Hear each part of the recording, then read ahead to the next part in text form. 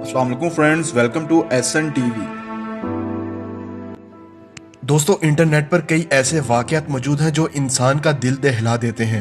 लेकिन कभी कभार दुनिया में ऐसे वाकयात भी पेश आ जाते हैं कि इंसान का यकीन करना ही नामुमकिन हो जाता है, जो इंसान के लिए हैरत का बायस बन जाते हैं।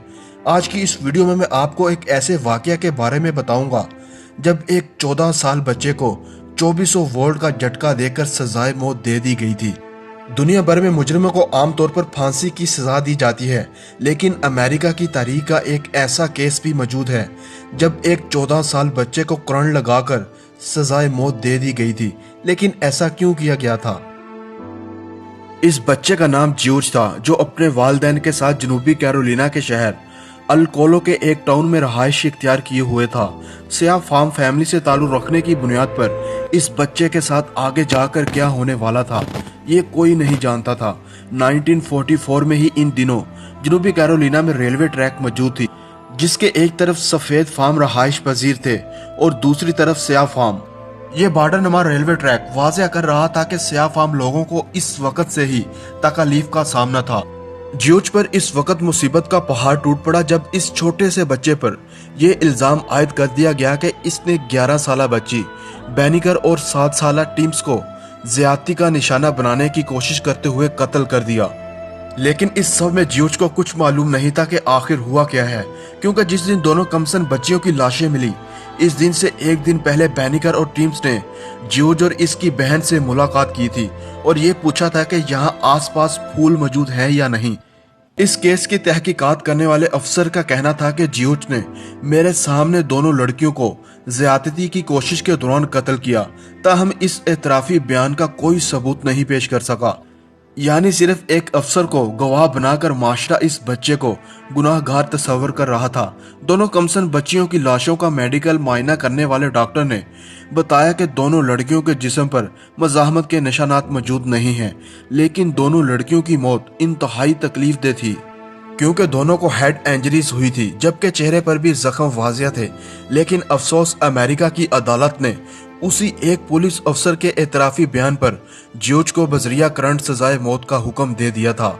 जब इसे आखिरी मुकाम पर ले जाया गया और इसे कुर्सी पर बैठाकर हेलमेट पहनाया गया तो ज्यूज की खौफ की वजह से आंखों से आंसू निकलना शुरू हो गए थे।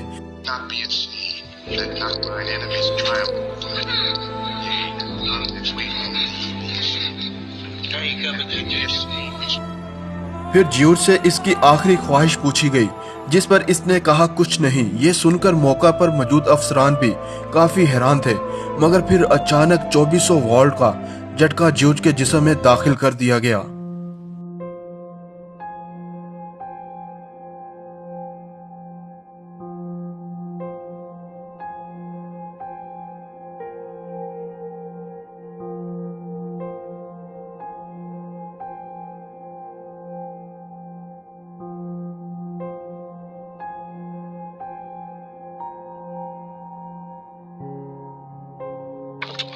जिससे ज्यूज की आंखें फूलकर मोटी होती गईं और आंसू भी बेतरतीब जारी होने लगे, यहाँ तक कि मुंह से पानी भी निकलने लगा।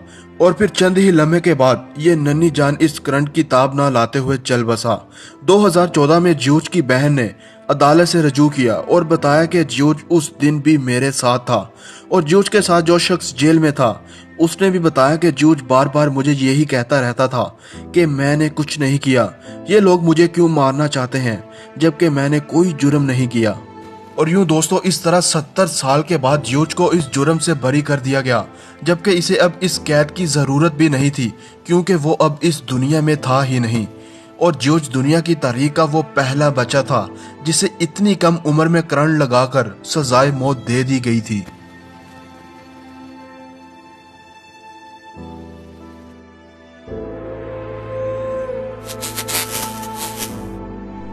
दोस्तों, अगर आज की आपको वीडियो पसंद आई है तो वीडियो को लाइक और शेयर जरूर कीजिएगा और मजीद ऐसी इंटरेस्टिंग वीडियो देखने के लिए हमारे चैनल को सब्सक्राइब करें और बेल आइकन के बटन पर क्लिक कर दें ताकि आने वाली नई वीडियो का नोटिफिकेशन आपको मिलता रहे। दोस्तों, अपना बहुत ख्याल रखिएगा।